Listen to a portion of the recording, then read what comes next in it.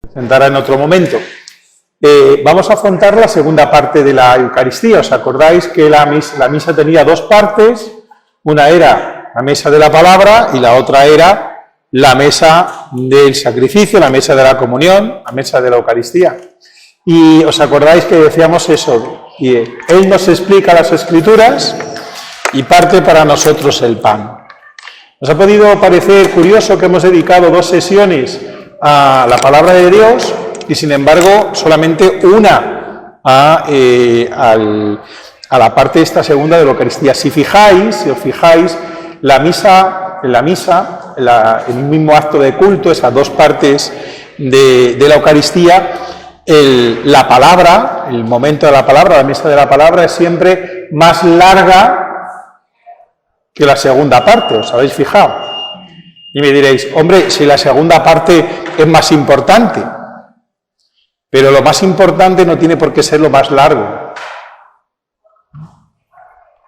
Como ya hemos dicho, tampoco la mesa de la palabra, que tiene esa importancia, de tal manera que no solamente nos prepara la mesa de la Eucaristía, pues tiene su dinamismo propio, que concluye en esta parte, y esta otra, bueno, pues tiene estos momentos sublimes, podríamos decir que es lo que vamos a analizar principalmente hoy, el corazón de la celebración de la Eucaristía. Yo creo que son cosas sabidas, pero hay algún problema de terminología, por lo tanto ya desde ahora os pido perdón, porque pues aunque se explican los términos, a veces es muy difícil pues no emplearlos, porque se desvirtúa un poquito si no empleamos esos términos, y pues empezaré también con unas explicaciones muy elementales de algunas cosas.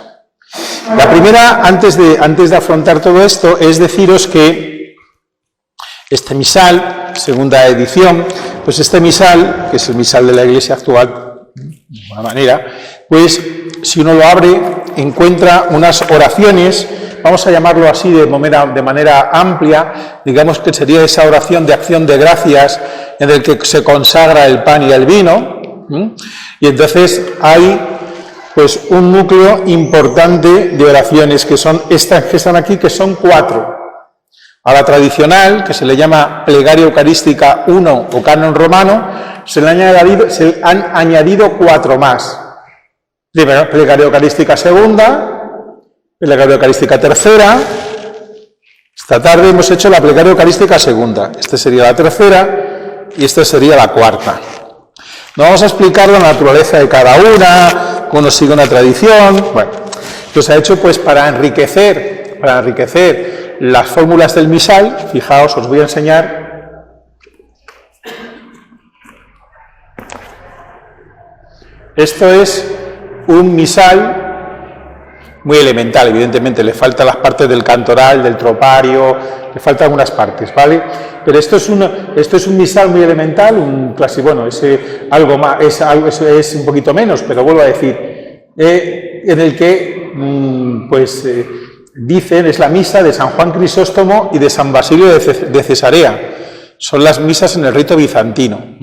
Si a esto le ponemos los troparios, es decir, los cantos propios y los caterachium y todas estas cosas que tienen ellos, y nosotros, porque también la tenemos nosotros, pero nosotros no es nuestra liturgia, pues hombre, aumentaría, nos iríamos a algo parecido a esto.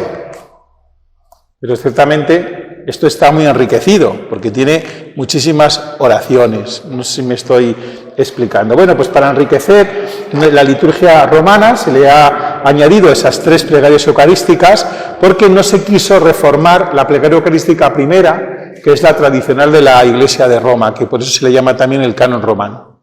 ¿Me he explicado hasta aquí? Bueno, es importante, que es un jaleo. Junto con estas plegarias tenemos otras, que son estas que hay aquí,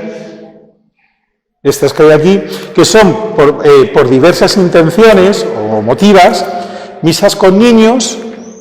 Hay 3 plegarias de la misa con niños y luego hay 2 plegarias de la reconciliación. Estos serían todas las plegarias eucarísticas. Dicho esto, lo digo porque en el momento en el que empecemos con la exposición, pues diré plegaria eucarística 1, plegaria eucarística 2, y qué es la 2 y qué es la 3, y bueno, pues son cosas que habitualmente no estamos familiarizados con ellas, sencillamente porque no todos sois curas ni tenéis que serlo. Pero cuando entramos en analizar un poco los textos de la misa, pues es bueno saberlo. No siempre hacemos la misma plegaria. Bueno, vamos a avanzar un poquito, parte para nosotros en par. Y yo os pregunto, ¿cuántas oraciones, digámoslo así, ecología menor que se llama, oraciones menos importantes, tiene la misa, quitando la plegaria eucarística? Es muy fácil, uno abre el misal, 3, ya está, 3 oraciones, uno abre el misal y se encuentra con 3 oraciones, excepto si lo abrimos por el tiempo de Cuaresma. Aquí en este no, pero nos encontraremos con 4, pero bueno, da igual. Por ejemplo, aquí está, veis, 3 oraciones, los antífonas que están aquí, que es la antífona de entrada de comunión, y 3 oraciones. La oración colecta, se llama así, la oración sobre las ofrendas y la oración de después de la comunión. Cada una de estas oraciones concluye una procesión de la misa. La oración colecta de entrada concluye la procesión de entrada, la procesión de los dones finaliza con la procesión sobre los dones o sobre las ofrendas. No se me estoy explicando, se llevan los dones al altar, aunque sea de la credencia aquí, o aunque sea presentarlos, se hace un movimiento. Y después la procesión para la comunión, para la comunión, con la acción, después, como después de la comunión, con la que termina, a ver si puedo, pues el acercarse a la comunión, o sea, la procesión de la comunión. ¿Por qué no sale esto? Vale. No sé por qué.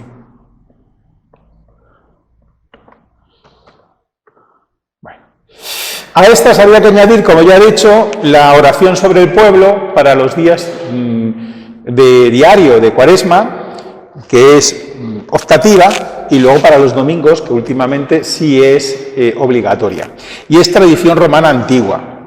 Y ya en el sacramentario veronense, en los siglos V y VI, y estaba para todas las misas, en el sacramentario, en el libro gelasiano del 228 más o menos a 715, solamente para algunas, y después en lo que se llama sacramentario gregoriano, que es más o menos contemporáneo al gelasiano, solamente estaba en los días de diario de Cuaresma. Pero la costumbre de conservarlas pasó al misal de San Pío V y después ha pasado al nuestro, no inicialmente. En las primeras ediciones pasó como oraciones para elegir, que se pueden hacer en la liturgia de las horas al final, bendición del pueblo, o bien sustituyendo a las fórmulas de bendición solemne, esta triple bendición que se da. Bueno, pero es una oración solamente al final. Es la que hemos hecho en la misa, los que habéis estado celebrando la Eucaristía, pues esta. Bien. La oración colecta tiene una especial significación. Es la oración que comienza la Eucaristía de alguna manera, se llama colecta porque proviene del verbo latino coligere, que significa recoger. Y bueno, pues yo creo que en esto voy a decir poco más. La finalidad de esta oración es prepararnos para escuchar la palabra y constituirnos como asamblea. Los fieles oran en silencio, cada uno por sus intenciones, oremos. Y después de ese momento de silencio se recogen todos los distintos sentimientos y el sacerdote les pone palabra, no la palabra de cada uno, sino la palabra de la Iglesia. Y nos introduce, nos ayuda a proclamar y a escuchar la palabra de Dios. Bien. Esto nos encamina, por lo tanto, a la oración colecta, a el lugar de la palabra, la proclamación de la palabra. No quiero insistir en ella para no alargarme más, que ya hablamos en estos días pasados, y al lugar de la proclamación de la palabra. Hasta aquí la primera parte de la misa. Pero, en un momento determinado, comienza una procesión con los dones.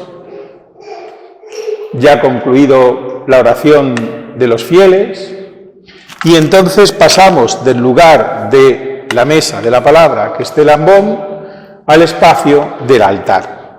El altar, que dice San Ambrosio de Milán, ¿quién es el altar de Cristo sino la imagen del cuerpo de Cristo? el altar que representa a Cristo. El ritual de iglesias altares dice que el verdadero altar es Cristo. Es, por lo tanto, el lugar del altar el símbolo privilegiado de la presencia de Cristo en la celebración de la Eucaristía y por extensión también fuera de la celebración, sin que por ello se reste importancia a la presencia real de las especies eucarísticas en el tabernáculo, del cual se hablará el próximo día Lino Emilio Valladares. Tenemos que tener en cuenta a este respecto que en la antigüedad en muchas ocasiones las especies eucaristizadas se guardaban en el mismo altar y el altar estaba protegido a la vista con cancelas.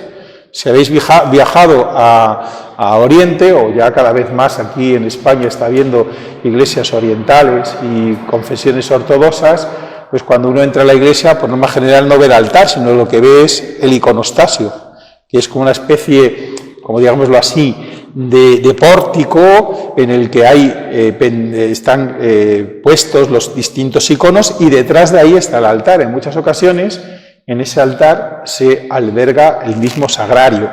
Por supuesto no se le da la misma veneración que tenemos las iglesias católicas. Bueno, en la antigüedad sobre el altar se colocaban las primeras pífides con forma de paloma, pues norma general colgando.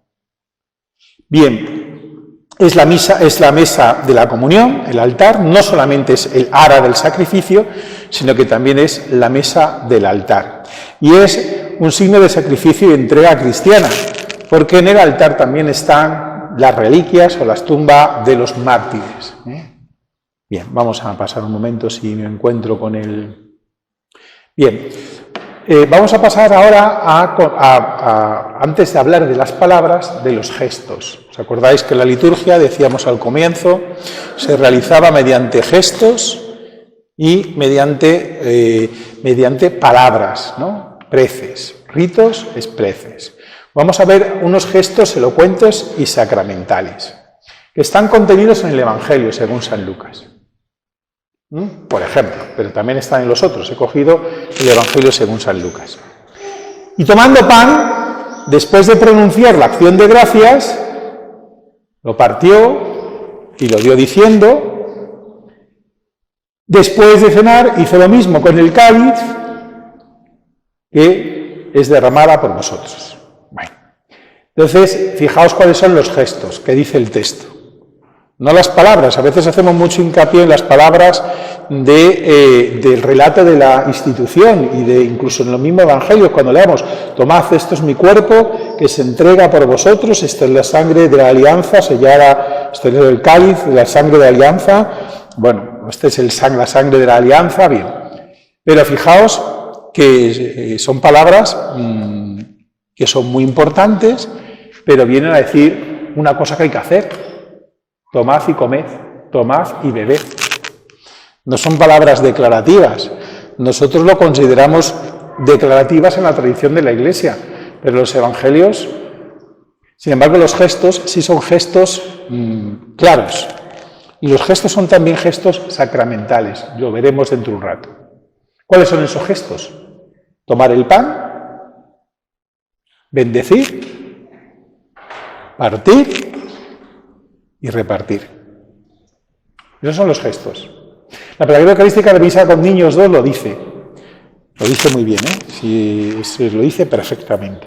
Tomó el pan, dijo una oración para bendecirte y darte gracias, lo partió y lo dio a sus discípulos diciendo. Entonces estos gestos se acompañan de estas palabras. Tomad y comed, todos de él, muy interesante, pero los gestos que se dicen también en el canon, en la plegaria, pues son muy importantes. Y tienen su correspondencia en la celebración de la Eucaristía. Tomar el pan, presentación de dones, tomamos el pan.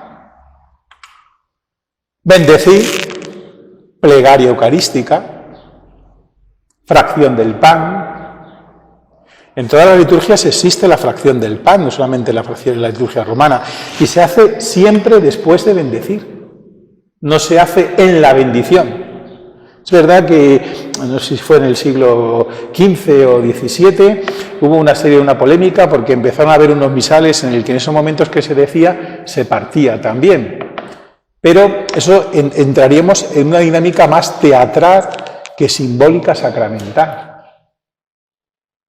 De hecho, Jesús pronunció la bendición y cuando acabó de pronunciar la bendición es cuando lo parte.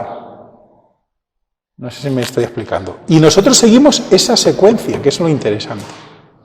Y luego lo reparte. Es decir, presentación de dones, plegaria eucarística, fracción del pan y comunión.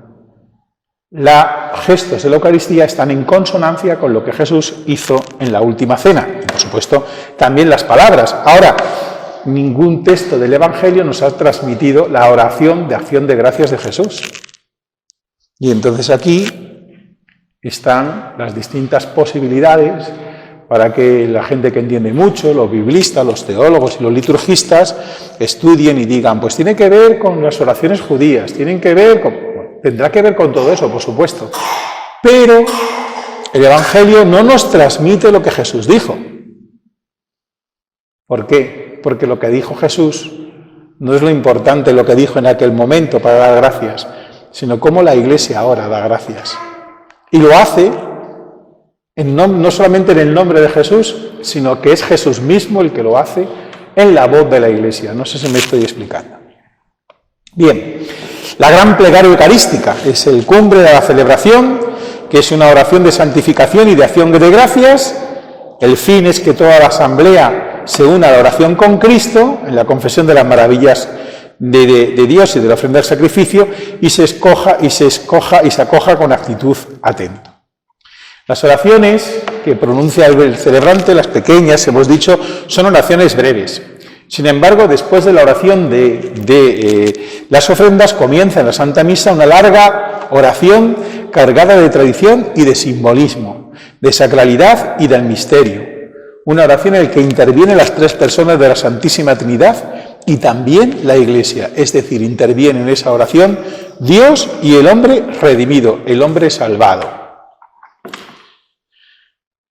No me encuentro el puntero, es que no funciona el... Ahora empezamos, ¿eh? Venga, a ver si apareces.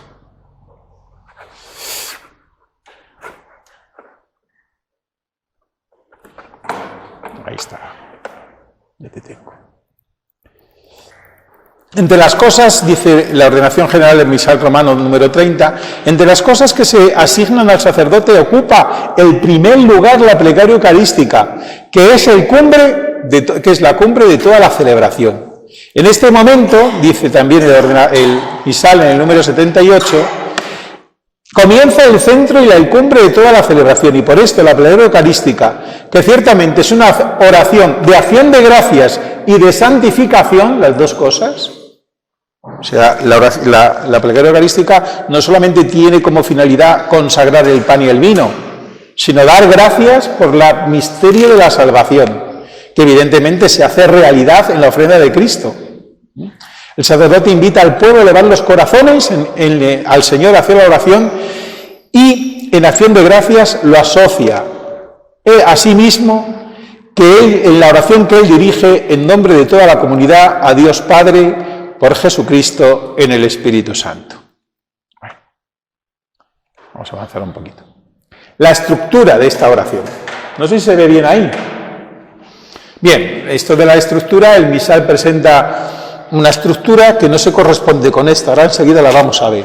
Pero esta estructura es muy interesante porque permite también ver las cosas con más profundidad y analizar no solamente las plegarias del misal, sino otras plegarias eucarísticas. ¿Qué es lo que tienen? Podría decir la burrada, todas las plegarias eucarísticas. No es así, hay alguna que hay cosas que no tiene, os asombraría. Hay una plegaria muy antigua que no tiene el relato de la institución. ¿Me he explicado? Relato de la institución. El relato de la institución es tomad y comed. No lo tiene. Porque él mismo, la noche en que fue entregado, dijo a sus discípulos, no lo tiene.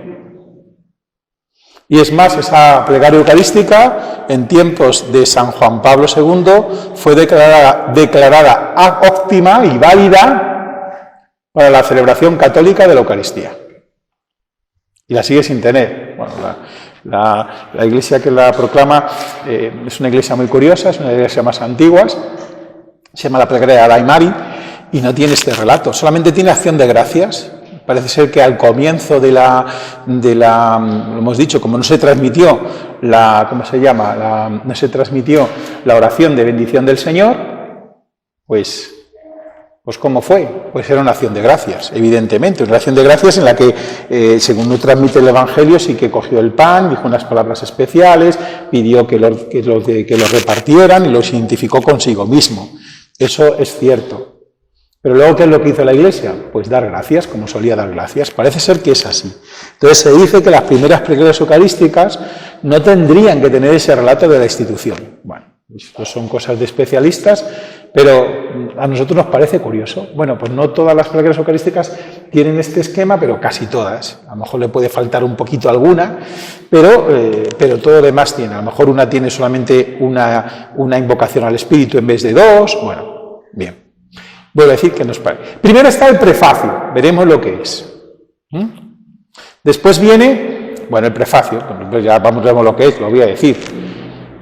En verdad es justo y necesario, es nuestro deber y salvación, y esto nos lleva a un canto, que es el canto del santo. ¿Y qué hay después del santo? Pues el después del santo. El possanto, el possantos. Después del possantos, ¿qué viene? Pues una invocación al Espíritu, que se llama epíclesis, de consagración sobre los dones, sobre el pan y el vino. ¿Me seguís? ¿Estáis pensando en la Eucaristía? Vale. Después vendría el relato de la institución. Después del relato de la institución, que nosotros decimos ahora, este es el sacramento de nuestra fe, pues imaginaos que no decimos este es el sacramento de nuestra fe. Está bien puesto, nos ayuda, pero imaginaos que lo decimos. ¿Qué es lo que tenemos enseguida? ¿Os acordáis del texto? Luego lo vamos a mirar. Pues una parte que se llama memorial o anamnesis y oblación. Lo vamos a ver. Después, una epíclesis sobre el pueblo, para que se acerque a la comunión, para que reconozca en él el cuerpo de Cristo. Después, unas peticiones. ¿Podrías explicar la palabra epíclesis? Sí, he dicho invocación, pero ahora lo explico un poco mejor, ¿vale? Que ahora entramos. Y después, doxología, que es una palabra que también hay que explicar, que es la conclusión de la plegaria eucarística. Voy a avanzar un poquito porque lo vamos a ver aquí y lo explico esto lo que iba a hacer. El prefacio. ¿Os acordáis cómo empiezan los prefacios? Lo he dicho ahora. Verdaderamente es justo y necesario, se invoca al Espíritu a la asamblea, el Señor esté con vosotros y con tu Espíritu, levantemos el corazón, demos gracias al Señor nuestro Dios. Es justo y necesario, a veces se dice, en otras plegarias dicen, es nuestro deber y salvación, es justo dar gracias, lo dice con unas palabras muy curiosas, y bueno, pues ahí está. Después viene el después del santo. Plegaria eucarística segunda, estamos siguiendo, ¿no? Y dice, santo eres en verdad, Señor, fuente de toda santidad. Esto sería el después del santo. Por eso te pedimos que el Espíritu Santo venga. Eso es epíclesis, ¿eh? Es la invocación al Espíritu, para que venga. Pedimos que santifiques estos dones con la efusión de tu Espíritu. ¿Para qué? Para que sean el cuerpo y la sangre de nuestro Señor Jesucristo, el cual, cuando iba a ser entregado su pasión voluntariamente afectada, relato de la institución, y una vez que acaba, así pues, Padre, al celebrar el memorial de la muerte y resurrección de tu Hijo, ¿qué es lo que celebramos? El memorial de la muerte, el recuerdo, la actualización que decíamos, la presencia de la muerte y resurrección de tu Hijo. Te ofrecemos el pan y el vino, no el pan y el vino, sino el pan de la vida y el cáliz de la salvación. Vamos a entrar luego más adelante, ¿vale? Y después, invocamos el Espíritu Santo sobre los que van a comulgar. Te pedimos sobre los que van a recibir la comunión, sobre los que reconocen esta comunión. Te pedimos que el Espíritu Santo congregue en la unidad a los que participamos del cuerpo y sangre de Cristo. No solamente se invoca el Espíritu sobre los dones, sino también sobre la asamblea. Sobre los dones, lo veremos, tienen gestos, sobre la asamblea no, pero bueno. Y después peticiones. Acuérdate, Señor, de tu iglesia, del Papa, del obispo, de los pastores, de los que se casan, de los difuntos y de nosotros. Y luego la doxología, que es una oración de alabanza, lo veremos al final. Por Cristo, con Él y en Él, a ti Dios Padre Omnipotente, en la unidad del Espíritu Santo. Bien. Todo honor y toda gloria por los siglos de los siglos. Amén. El misal, en el número 79, pues describe esta estructura que es parecida a la anterior, pero ahí está. La acción de gracias, la aclamación, la epíclesis, ya sabéis lo que es, la narración de la institución y la consagración, aquí lo utiliza con esa terminología, la anamnesis, que es el memorial, la oración, ya lo hemos visto, las intercesiones, que son las peticiones, y después la doxología final. ¿Hasta aquí está claro, más o menos? Bien. En realidad, la plegaria eucarística es una unidad. Comienza con un diálogo introductorio de alabanza, el prefacio, Ilacio para la liturgia mozárabe, que también está presente en las anáforas orientales, y concluye, al final, con un amén. Es una oración que se desarrolla así. Una vez comenzada la plegaria eucarística no se interrumpe, aunque en algunas ocasiones, dependiendo de las familias litúrgicas, puede tener, veremos también, pues amenes, o pueden tener aclamaciones de la asamblea. En la liturgia romana tenemos una aclamación de la asamblea después del relato de la institución. Este es el sacramento de nuestra fe. Anunciamos tu muerte, una aclamación de la asamblea. Y en las plegarias eucarísticas de misa con niños, pues hay muchas. Gloria a ti, Señor, porque nos amas. Tú nos amas tanto que has hecho un mundo inmenso y maravilloso, por eso te aclamamos. Y la asamblea dice, gloria a ti, Señor, porque nos amas. Y así hay un montón. También de las intercesiones, pues lo mismo, las peticiones, que todos seamos una sola familia, para gloria tuya. Pero aunque haya estas aclamaciones, la plegaria eucarística es una unidad. Nosotros la descomponemos para poderla amar y para poderla, como se dice, y para poderla también, pues, analizar. Bien, vamos con el prefacio. El prefacio es una oración que da gracias por toda la obra de la salvación, o por un aspecto particular de ella, de acuerdo con el índole del día, la fiesta del santo o el tiempo litúrgico. Durante el tardo medievo, los teólogos consideraban el prefacio como una introducción a la plegaria eucarística. Y por eso, prefacio proviene de la palabra latina, facio, del verbo latino for, es que se me pierde el...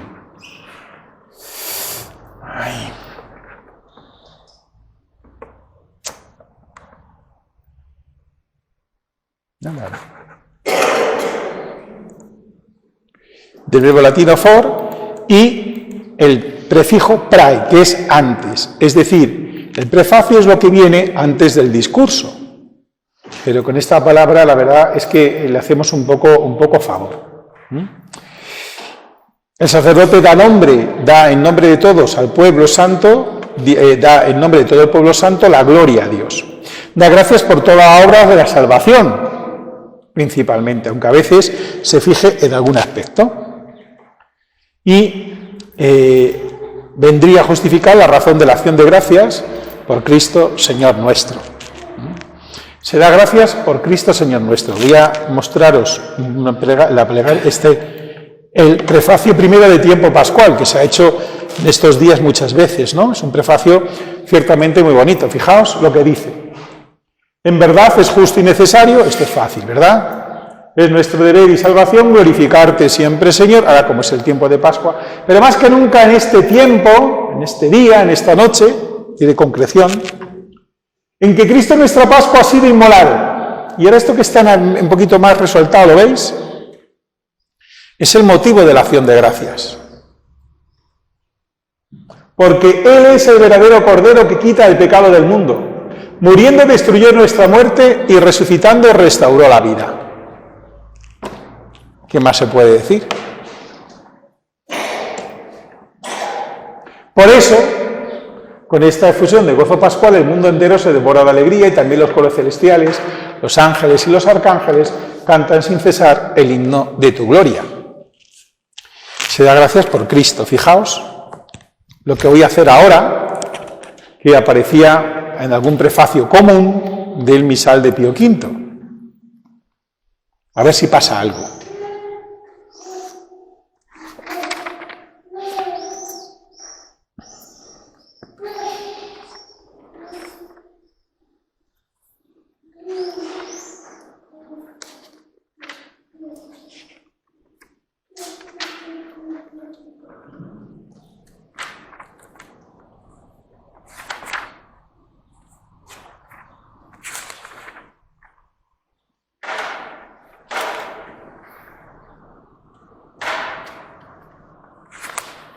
A ver si me cojo alguno de los de diario, que es más fácil.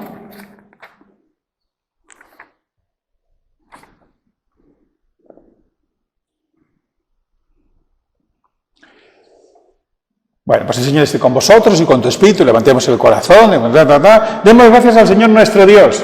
Es justo y necesario. En verdad es justo y necesario, es nuestro deber y salvación darte gracias, Padre Santo, siempre y en todo lugar, por Jesucristo, tu Hijo amado. Por eso, con los ángeles y los santos, proclamamos tu gloria diciendo, ¿pasaría algo? Ya, pero ¿pasaría algo por lo que acabo de hacer? ¿Os habéis dado cuenta? ¿No os habéis dado cuenta de lo que acabo de hacer? Vamos a estar atentos. En verdad es justo y necesario, es nuestro deber y salvación, darte gracias siempre y en todo lugar, Padre Santo, por Jesucristo, tu Hijo amado. Por eso, con todos los ángeles y los santos, proclamamos tu gloria diciendo. ¿Pero sabéis lo que he hecho con el prefacio? Me he comido la parte azul. ¿Y pasa algo? No. ¿Por qué? ¿Por qué damos gracias? Lo que pasa es que la parte azul es muy interesante, porque nos habla del contenido de la celebración y de cómo miramos en esos momentos al misterio de Cristo. Por eso no hay ningún prefacio actualmente en el misal en el que se haya perdido el cuerpo del prefacio, por así decirlo, la barriguita del prefacio, que tiene un nombre propio, por decir palabrotas, que se llama embolismo. Bueno, pues eso. Esa parte, pues antes, en la liturgia anterior, había prefacios que no la tenían. El prefacio común no la tenía. Bueno, vamos a avanzar para que nos demos cuenta. Y se llega al canto de los santos. Aquí tenemos puesto un santo de la liturgia hispano-mozárabe. Lo podemos leer si queréis, porque es distinto. Dice, es lo mismo, pero no es lo mismo. Santo, santo, santo, Señor Dios del universo, llenos están el cielo y la tierra de la majestad de tu majestad gloriosa. Hosana al Hijo de David, bendito el que viene en nombre del Señor, hosana en el cielo, agios, agios, agios, Kyrie Jóceos. Este es el santo en la liturgia hispano-mozárabe. Curioso, ¿verdad? Bien, pues muy parecido. Sí, es santo. Santo es nuestro Dios, y el agios en la liturgia romana se hace, como tú sabes bien, lo que pasa es que, claro, las canciones, los cantos como tal no lo tenemos, se hace solamente el Viernes Santo, en el momento de la adoración de la cruz. Con el canto que os sonará, la versión que tenemos del canto es de la que prácticamente se canta en todas las parroquias, es de Canta la Piedra, y es la de Pueblo mío, ¿qué te he hecho? Bueno, pues este hombre no le puso música al agios y entonces lo hemos olvidado, pero ahí está, ahí está.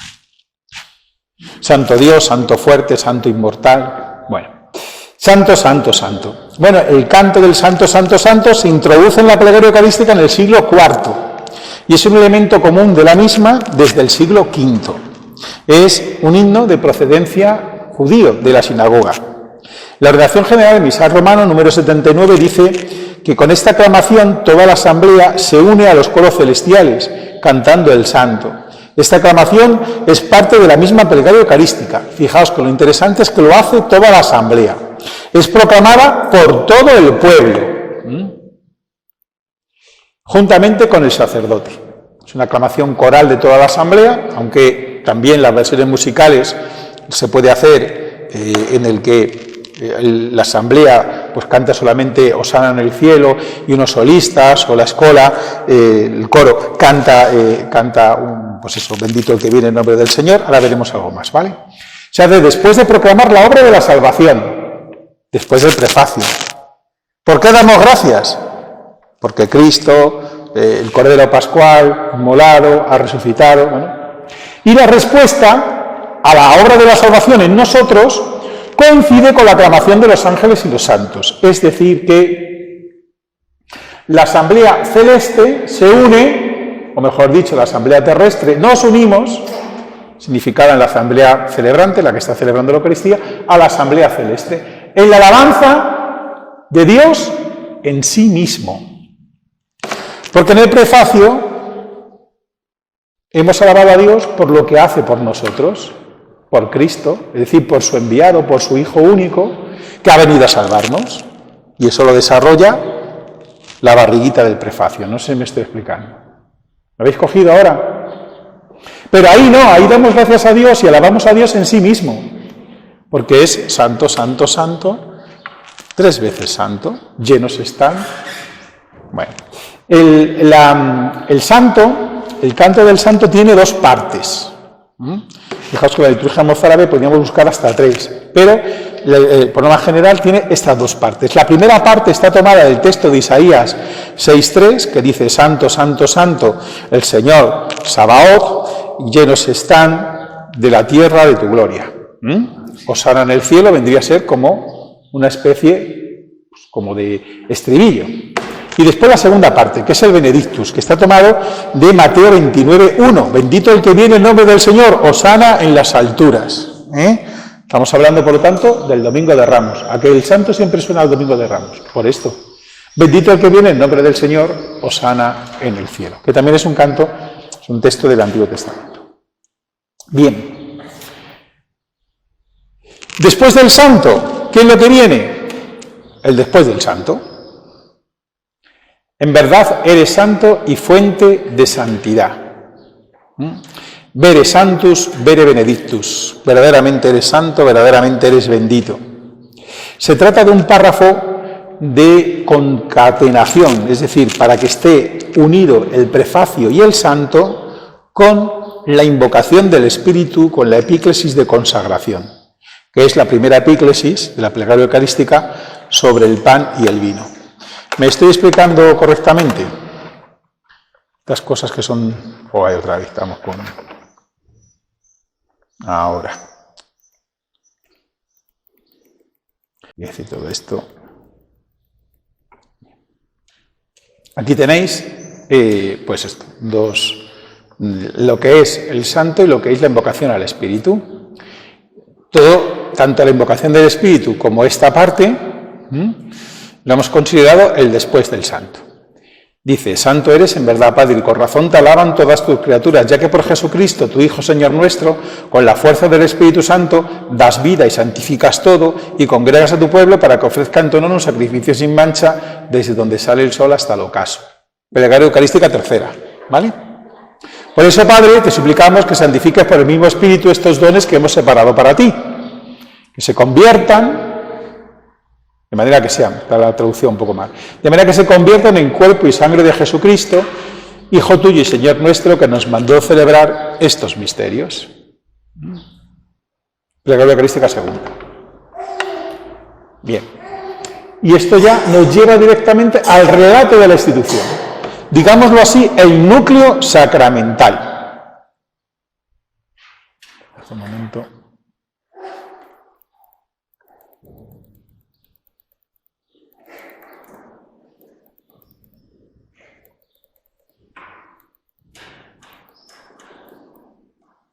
Bueno, voy a volver a la diapositiva anterior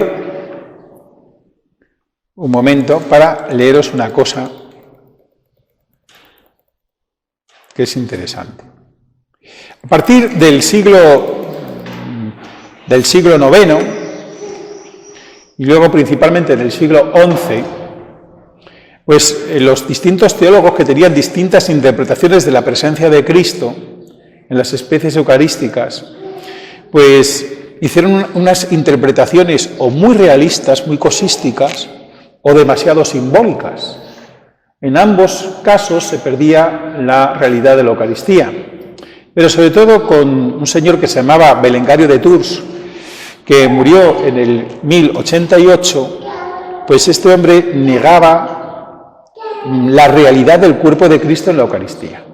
Entonces, esto fue para la Iglesia pues un gran dolor, y entonces a partir de entonces los teólogos de la Alta Edad Media pues empezaron a estar muy preocupados por el momento en el que acontecía, se hacía presente el cuerpo de Cristo.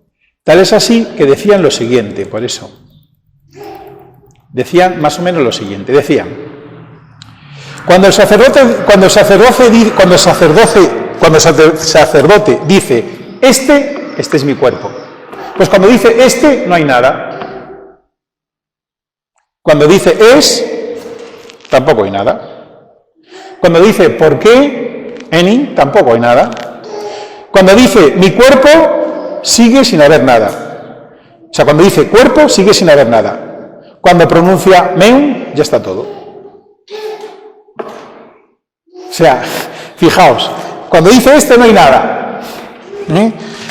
Cuando dice tomad y comed todos de él porque esto es mi cuerpo, no hay nada. O sea, cuando dice esto es mi cuerpo, acaba de decir cuerpo sí, pero cuando dice esto es porque no hay nada, esto no hay nada, no hay nada, ni no hay nada, cuerpo. Entonces cuando dice cuerpo, sí. Aparece el cuerpo de Cristo. ¿Esto sabéis a lo que suena? A magia. Y de hecho, los teólogos orientales, en las controversias que hubo, pues se acusó a los occidentales de no llevar barba. El padre Antonio Manuel lleva barba, y de considerar las palabras de la Eucaristía como mágicas. Tenían su grado de razón aquellos que luego formaron la ortodoxia. Por eso los ortodoxos son los ortodoxos, porque dicen que los católicos pues no seguimos la tradición auténtica que es la ortodoxia. Es verdad que la seguimos, pero bueno, no como ellos lo dicen, pero es verdad que tanto ellos son católicos como nosotros somos ortodoxos, pero bueno, esa es otra cuestión. Pero sí que es verdad que había esa imagen tan impactante y tan fuerte de que aquí está Cristo y aquí no está Cristo. Y todavía, de alguna manera, seguimos con ella, Claro que estas palabras para nosotros son palabras sacramentales. La invocación del Espíritu Santo y las palabras, acciones simbólicas sacramentales, lo que decíamos, ¿no? Tomar el pan, bendecirlo, pues hacen, en el relato de la institución, que bajo la especie del pan y del vino, el cuerpo y la sangre de Cristo aparezca en las ofrendas, en los dones que hemos presentado. Las ofrendas se transformen, o como se dice también, se transustancien, dejen de ser lo que son para ser el cuerpo de Cristo esencialmente. Esto no hace falta hablar mucho de ellos, porque yo creo que en la catequesis se ha insistido muchísimo. Bien, esto es cierto, pero todas estas palabras, estas fórmulas, hay que entenderlas dentro del conjunto de la oración de gracias y de los gestos. Bueno, pero para eso se invoca el Espíritu Santo. Por ejemplo. Tenemos que coger esta otra visión también, no solamente quedarnos con las palabras del relato de la institución, que son muy importantes, y que se tiene una postura, cuando se puede tener esa postura porque uno está bien de rodillas y cosas de estas, que ponerse de rodillas, pues está bien. Es una invocación también al Espíritu, no solamente es un acto de adoración, se está también invocando con el cuerpo al Espíritu. Pero esto es importante, ¿no? Que no veamos el relato de la institución como lo más importante dentro de la plegaria eucarística. Lo pongo ahí, el corazón de la plegaria, pero en el conjunto de todos los otros. El corazón funciona en el conjunto del cuerpo, si no, no sé si me estoy explicando. Vamos a avanzar un poquito. Bien, aquí tenéis, bueno, aquí tengo, pero yo creo que esto nos lo vamos a saltar. Esto es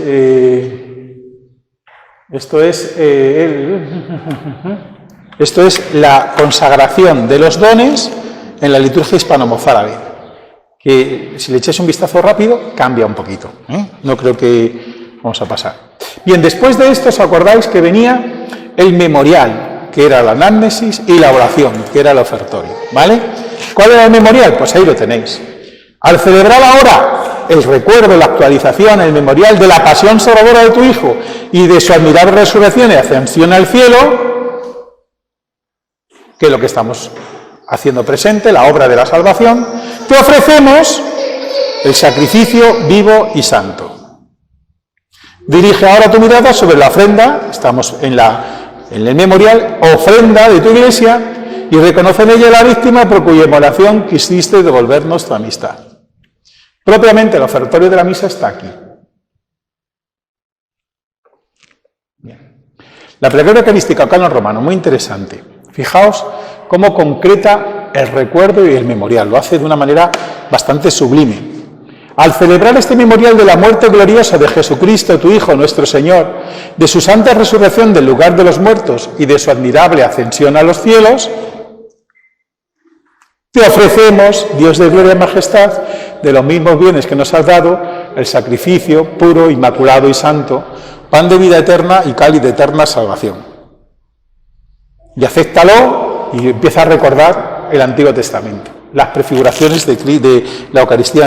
Acéptalo como aceptaste los dones del justo Abel, el sacrificio de Abraham, nuestro Padre en la fe, y la oración pura de tu sumo sacerdote Melquisedec, que son los anuncios de la Eucaristía en el Antiguo Testamento.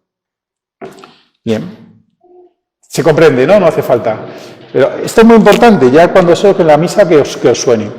La plegaria eucarística de la reconciliación. Vamos a pasar por más plegarias eucarísticas. Al celebrar pues el memorial de su muerte y su resurrección, te ofrecemos lo mismo que tú nos entregaste, el sacrificio de la reconciliación perfecta. Qué bonito. Aquí la oración, ¿verdad?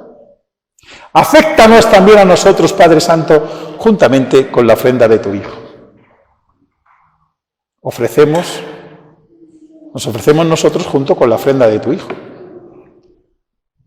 Porque hay 3 altares. Hay 3 altares. Está el altar de nuestro corazón y de nuestra vida. Y cuántos problemas y sufrimientos y esfuerzos y entregas y actos de amor y de cariño que tenemos que tener. Si los presentamos ante Dios, eso es un ofrecimiento nuestro. Pero ese ofrecimiento nuestro se lleva también a este otro altar.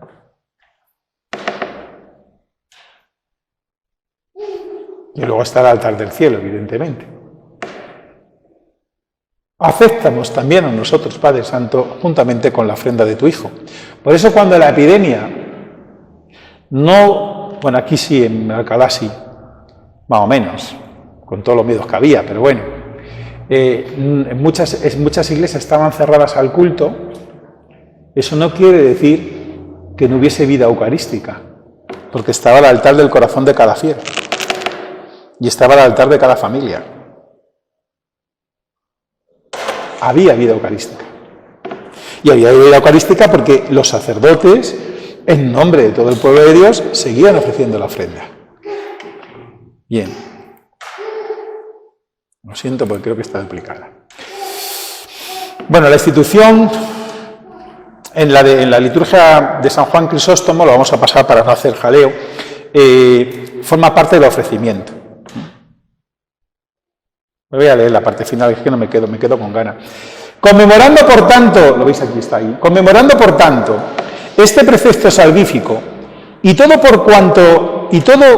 cuanto por nosotros se ha cumplido, la cruz, la sepultura, la resurrección al tercer día, la ascensión a los cielos, la entronización a la diestra. Y cuidado, hacemos memoria del segundo y glorioso advenimiento. Esto ya es tremendo, no sé si os dais cuenta. Hacemos memoria en el memorial de la Eucaristía de cuando va a venir Jesucristo al final de los tiempos. Porque viene a terminar la obra de la salvación que la Eucaristía ya está anunciándola. Y podemos hacer memoria, igual que hacemos memoria del pasado, hacemos memoria del futuro. Dios, la memoria es una. No tiene tiempo. No sé si lo estáis pillando, es muy hermoso, ¿verdad? Y de alguna manera se hace presente. También. No es solo recordado, sino realizado, volver a realizar. Exactamente. En la idea de Dios, ¿no? Bueno, pues es muy interesante aquí cómo está muy unido uno a otro, ¿no? Bien, vamos a avanzar. Y ahora llegamos a la epíclesis, al espíritu sobre la asamblea. La epíclesis de comunión. Te ofrecemos en esta acción de gracias el sacrificio vivo y santo.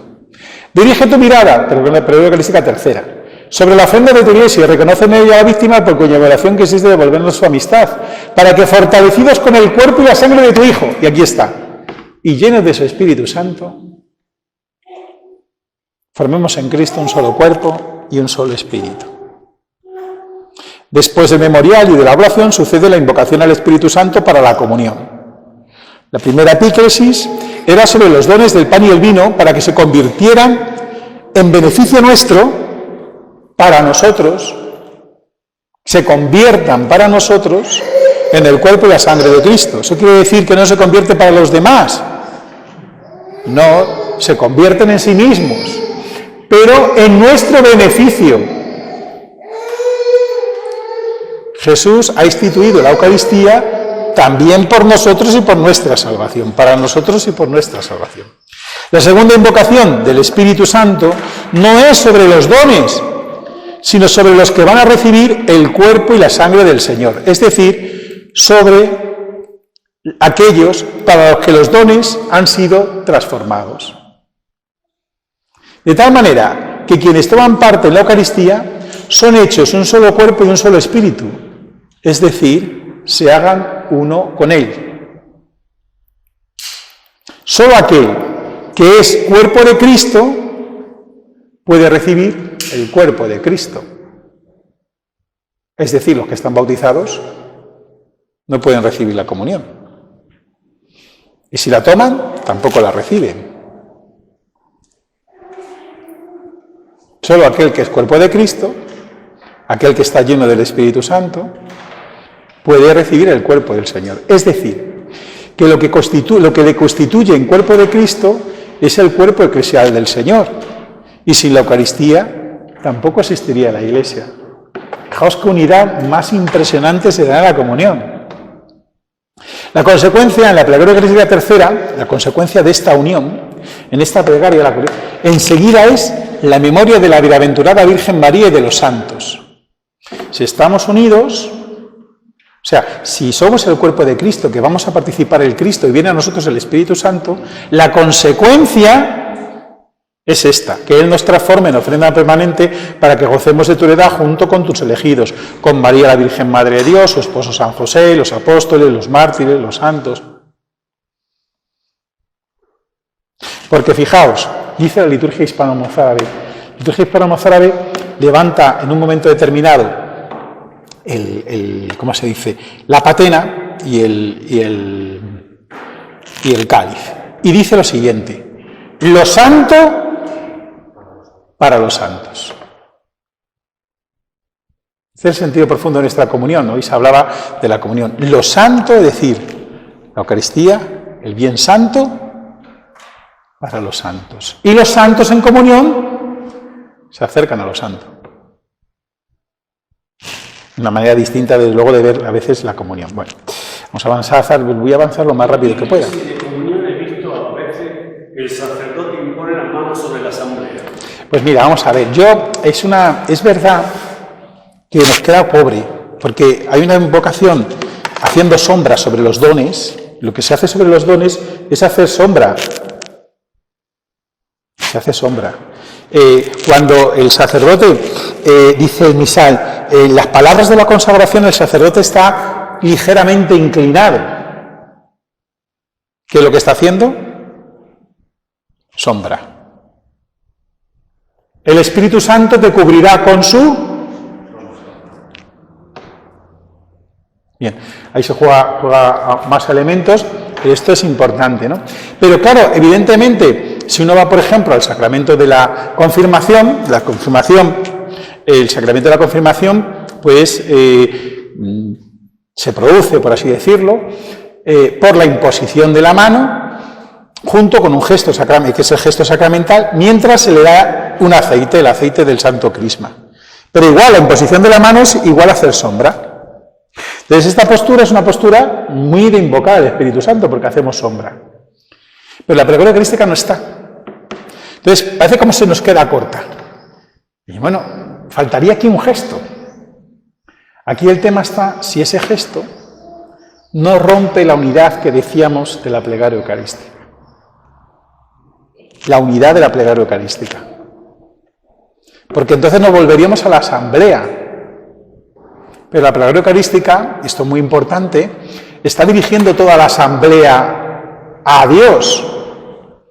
Por eso hay una fuerte, ¿cómo se dice? Una fuerte movimiento en el que dice que el sacerdote se tiene que colocar no de cara al pueblo, sino el primero de la asamblea para dirigirse a Dios. Bueno, bien. A veces no es que no hay que colocarse ni delante ni detrás, que a veces eso es más interesante, sino saber a dónde ponemos nosotros nuestros corazones. Levantemos el corazón. Lo tenemos levantado hacia el Señor. Bien, los gestos pueden ayudar, pero por eso digo que a veces esto lo hacen. Yo no voy a decir que lo hacen mal o lo hacen bien. Yo digo que lo hacen desde este sentimiento, pero no aparecen en el misal, ¿eh? No aparece en el misal y yo creo que tiene sentido que no aparezca un gesto. Ahora, ¿se nos queda pobre? Pues posiblemente. Ya sabéis, aquel italiano que tenía un amigo inglés y entonces, era muy amigo de un amigo inglés, hizo muy amigo de un amigo inglés, y entonces otra persona le dijo, oye, ¿qué tal tu amigo inglés? Y le dijo el italiano, tiene un problema de dicción, perdió un brazo en la guerra. ¿Entendéis el chiste? Porque los italianos son... Entonces, al parecer, pues a veces también a nosotros, también como latinos, parece que nos falta algo. Bueno, ¿y conviene perder un brazo en la guerra? Pues posiblemente sí. Esta oración es sublime. Esta parte que está introducida en la plegaria eucarística, la nueva traducción, es sublime. Sobre las plegarias eucarísticas por diversas necesidades. Mira con bondad la ofrenda de tu iglesia, en la que se hace presente el sacrificio pascual de Cristo que se nos ha confiado. Y concédenos, por la fuerza del Espíritu de tu amor, ser contados ahora y siempre entre el número de los miembros de tu Hijo, cuyo cuerpo y sangre comulgamos. Voy a avanzar, ¿vale? Porque es mucho. Intercesiones. Bueno, pues las intercesiones, pues ya sabéis, pedimos por el Papa, por nuestro obispo, por los hermanos difuntos. Invocamos la Eucaristía, encomendamos la Eucaristía sobre tantas y tantas necesidades. Especialmente, muy especialmente sobre los difuntos. La Iglesia se complace de nombrar el nombre de los difuntos en el corazón de la celebración de la Eucaristía, en la plegaria eucarística. ¿No haría falta más? ¿No haría falta más? Yo muchas veces me lo planteo. Llega la sequía y tienes que decir algo. Es que con decir el nombre valdría. ¿Recordar el nombre ante Dios? Hago silencio. Bueno. Y está el memento de los santos. Ten misericordia de todos nosotros, porque el memento de los difuntos y el recuerdo de los santos está metido dentro de las intercesiones, más o menos, ¿no? Ten misericordia de todos nosotros, así con María, la Virgen, Madre de Dios, su esposo San José y los apóstoles, y cuantos vivieron en tu amistad a través de los tiempos, merezcamos por tu Hijo Jesucristo compartir la vida eterna y cantar tus alabanzas. Bien. La plegaria eucarística 1, que hace un momento, hace una especial, dentro del memento de los santos, hay que subrayar la mención especial de la bienaventurada Madre de Dios, la Virgen María. Porque hay una presencia singular de la Madre de Dios en la obra de la salvación de Cristo. que no es parangonable, no tiene parecido ni con la presencia de los ángeles, ni con la presencia de los apóstoles y los santos. Y esto está muy bien expresado en el canon romano. Dice, reunidos en comunión con toda la Iglesia, veneramos la memoria, esta frase, ante todo, de la gloriosa siempre Virgen María, Madre de Jesucristo, nuestro Dios y Señor. Después, a principio de siglo, el siglo pasado, se introdujo la de su esposo San José, luego la de los santos apóstoles y mártires, Pedro, Pablo, Andrés, y toda esta lista, que son la lista de los primeros papas, de las iglesias romanas, las parroquias de Roma, y de todos los santos, por sus méritos y oraciones, concédenos en todo tu protección. Bien. Después la plegaria eucarística 1, cuando dice a nosotros pecadores, en esas peticiones, siervos tuyos que confiamos en tu infinita misericordia, admítenos en la asamblea de los santos apóstoles, fijaos la comunión de la Iglesia otra vez, y mártires, y aquí aparecen la lista de los mártires: Juan el Bautista, Esteban, Matías y Bernabé, Ignacio, la primera mitad, Ávila, Silvia de Anastasia, y todos los santos, acéptanos en su compañía, no por nuestros méritos, sino conforme a tu bondad.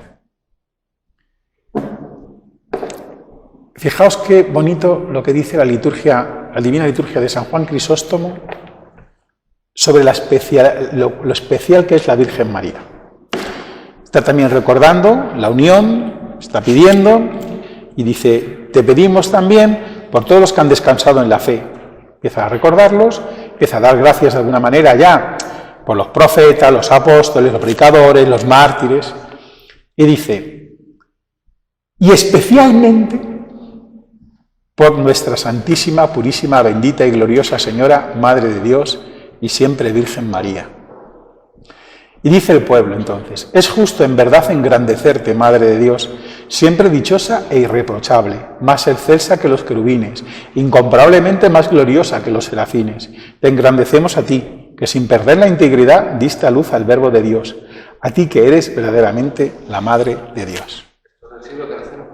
No lo sé, supongo que es cuarto, quinto.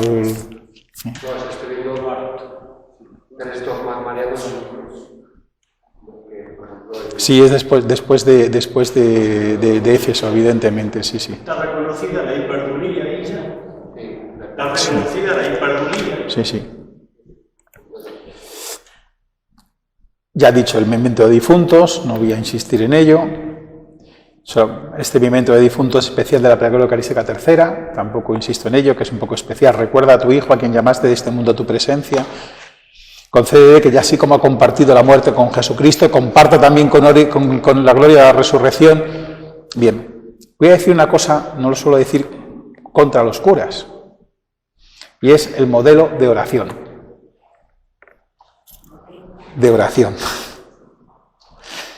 Porque claro, la plegaria eucarística debe informar la oración del cristiano. Explico. Te pedimos, Señor, por nuestros hermanos difuntos, especialmente por Antonio. ¿Cómo que especialmente? ¿Cómo que estamos pidiendo especialmente? Pedimos por Antonio y por los hermanos difuntos. De lo particular a lo general. No se pide especialmente. Pero eso como modelo que nos debe imbuirnos en nuestra oración. Hacemos una oración comunitaria, algo. Bueno, pues vamos a poner, yo te pido especialmente por la paz del mundo. No, o pides por la paz del mundo o...